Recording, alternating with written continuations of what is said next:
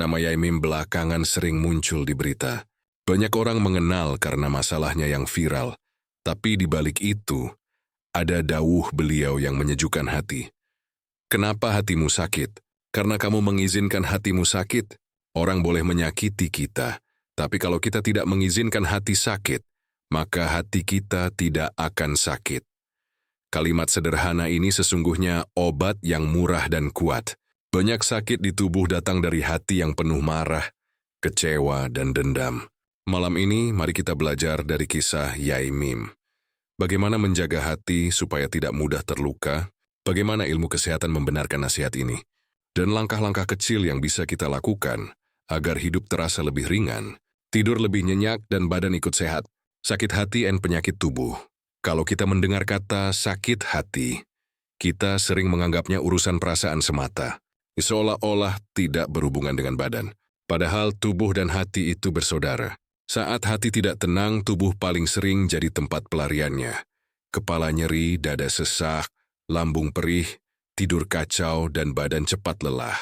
Yaimim mengingatkan kita dengan bahasa yang sangat dekat dengan keseharian. Sakit hati bisa terjadi karena kita memberi izin. Artinya kita punya kuasa untuk tidak membiarkan hati terluka terlalu lama. Bayangkan, hari-hari ketika kita memendam jengkel, ada ucapan yang menyinggung, ada perlakuan yang tidak adil, atau ada fitnah yang membuat nama baik tercoreng. Di luar, kita mungkin terlihat biasa saja, tetapi di dalam, hati bergejolak. Saat itulah tubuh mencatat. Napas menjadi pendek, jantung berdetak lebih cepat, telapak tangan berkeringat, dan pikiran sulit fokus. Kalau perasaan seperti ini dibiarkan berhari-hari, tubuh seperti dipaksa lari maraton tanpa jeda. Tidak heran tekanan darah naik, asam lambung berulah, dan imun turun sehingga mudah terserang flu. Di banyak keluarga, kita sering mendengar keluhan yang mirip. Ada seorang ibu yang setiap pagi mengeluh perutnya melilit, seperti diikat simpul yang kencang. Ia menyangka penyebabnya semata-mata cabai rawit atau kopi. Setelah diajak bercerita, ternyata ada perkara lama di hati. Ucapan saudara yang tajam, warisan yang belum selesai, dan perasaan tidak dihargai. Setiap kali mengingat kejadian itu, ia berkata, "Perut saya langsung panas, dada berdebar." Obat lambung memang membantu, tetapi hanya menenangkan permukaan. Akar masalahnya adalah hati yang belum mendapatkan tempat untuk menaruh luka. Saat ia belajar menumpahkan isi hati lewat tulisan, berdoa lebih lama, dan mulai melatih diri untuk melepaskan, perlahan-lahan keluhan fisiknya mereda.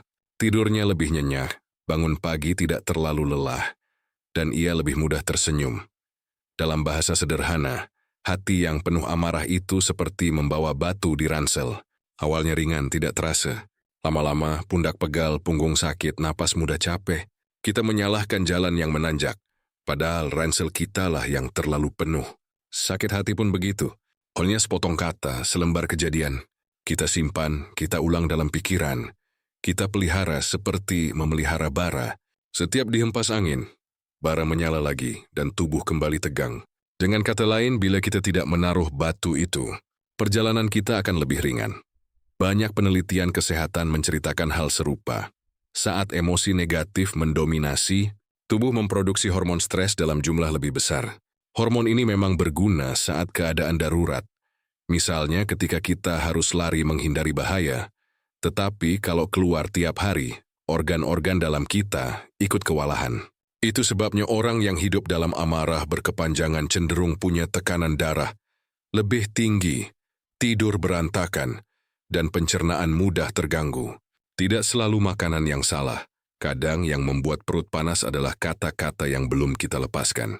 Kabar baiknya, kita punya tombol pause.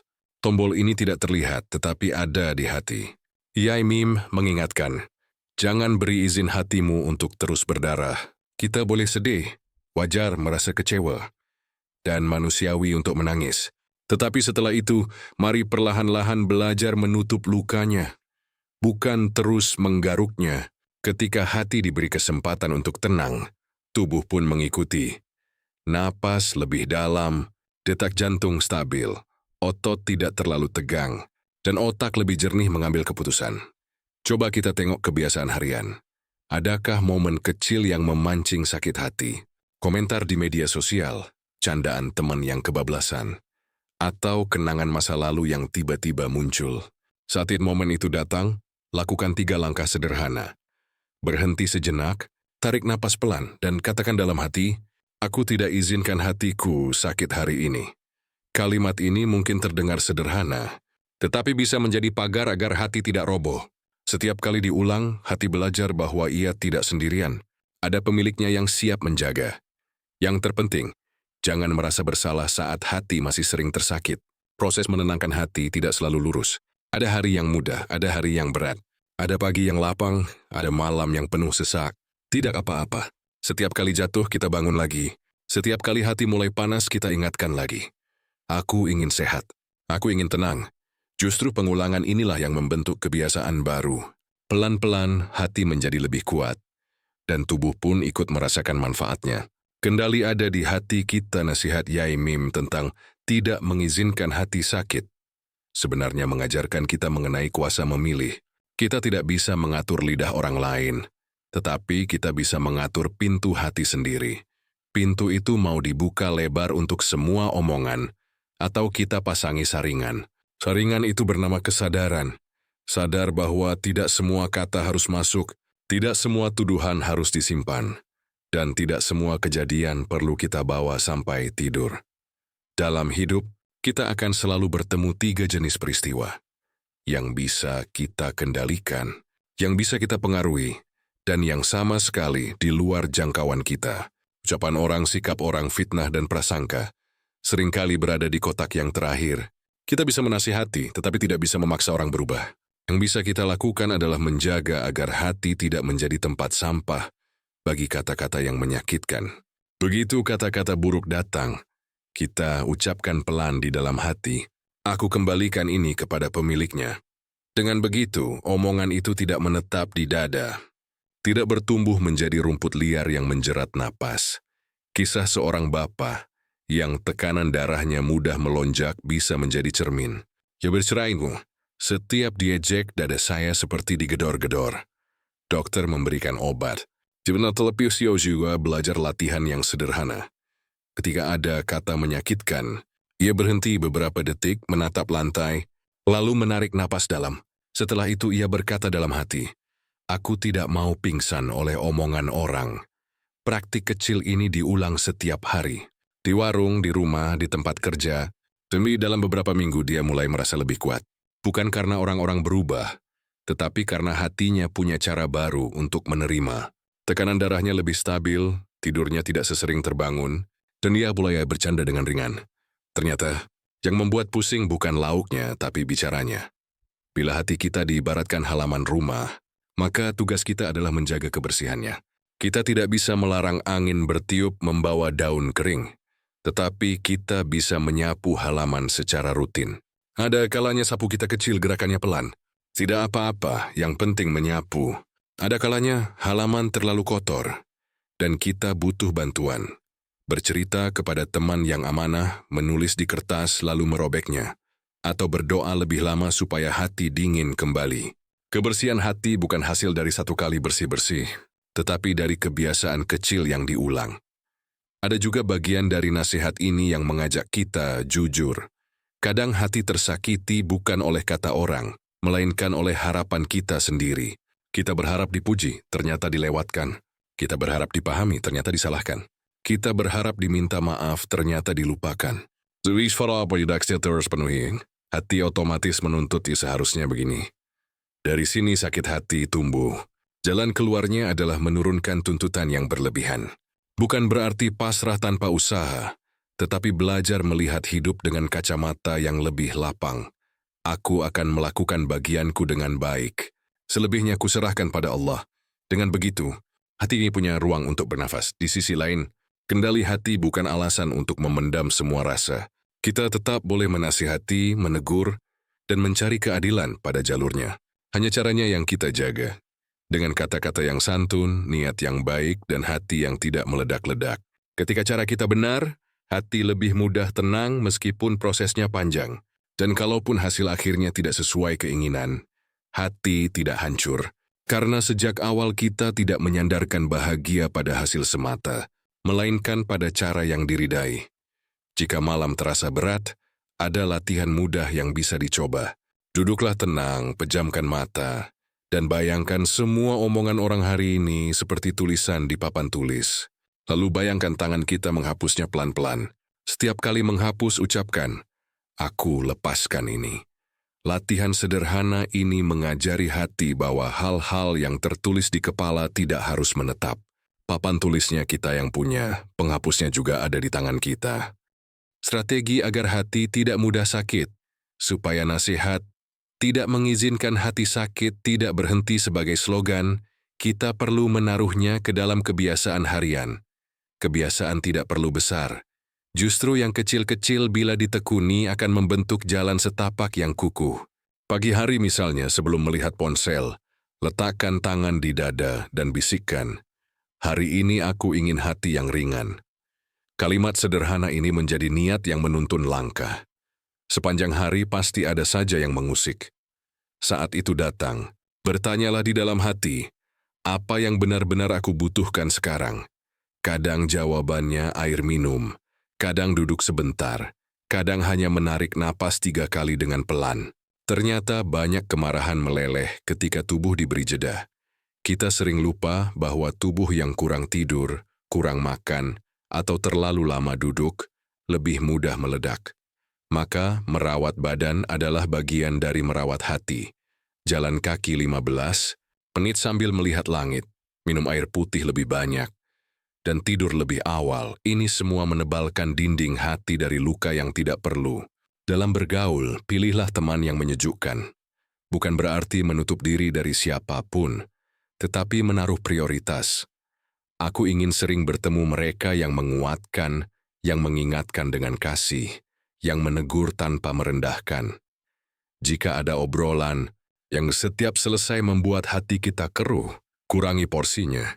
Tidak harus memusuhi, cukup mengatur jarak yang sehat. Yai Mim pun sering mengajak kita untuk menempuh jalan yang membuat hati selamat. Lingkungan yang baik bukan berarti bebas masalah, tetapi memberi ruang kepada hati untuk bertumbuh. Bila ada orang yang sangat keras menyakiti, ingatlah bahwa kita tidak perlu menang hari ini. Kemenangan hati sering datang bukan dari balasan yang lebih tajam, tetapi dari kemampuan untuk tidak menjadikan luka sebagai identitas. Kita bisa berkata, "Aku pernah disakiti," tanpa harus menjadi "aku adalah korban." Bedanya besar. Yang pertama mengakui peristiwa, yang kedua membiarkan peristiwa mengambil alih hidup. Ketika kita menggeser posisi ini, hati punya tenaga untuk bergerak maju. Latihan menulis juga boleh dicoba. Ambil buku kecil, tulis 3 baris setiap malam. Hal yang membuat sedih, hal yang membuat marah, dan 1 hal yang membuat bersyukur. 2 yang pertama untuk mengeluarkan, 1 yang terakhir untuk menyeimbangkan. Tidak perlu panjang, yang penting jujur. Menulis seperti ini ibarat membuka jendela kamar yang pengap. Udara baru masuk, hati tidak sesak. Besok pagi kita bangun dengan ruang yang lebih lega. Doa dan zikir jangan dilupakan.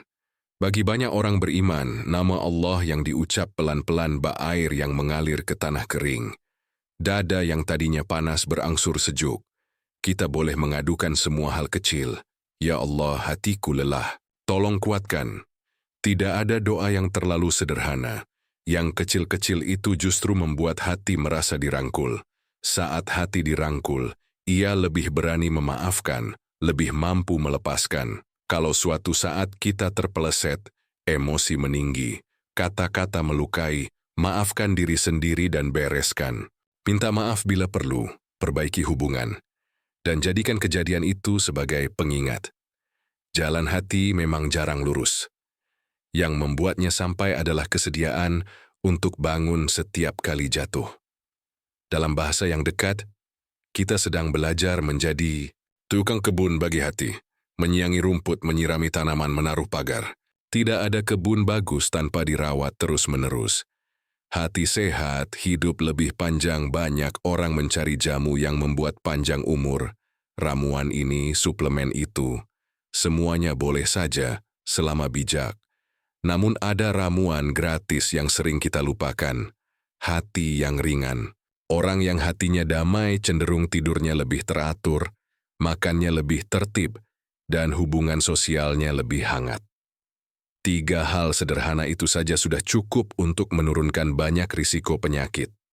Penelitian panjang di berbagai negara menunjukkan, mereka yang tidak memelihara dendam cenderung memiliki tekanan darah lebih stabil dan daya tahan tubuh lebih baik. Hidup menjadi seperti sungai yang mengalir, bukan bejana yang menampung kotoran. Fenomena patah hati juga nyata dalam dunia kesehatan. Ketika stres emosional berat datang, jantung bisa melemah tiba-tiba.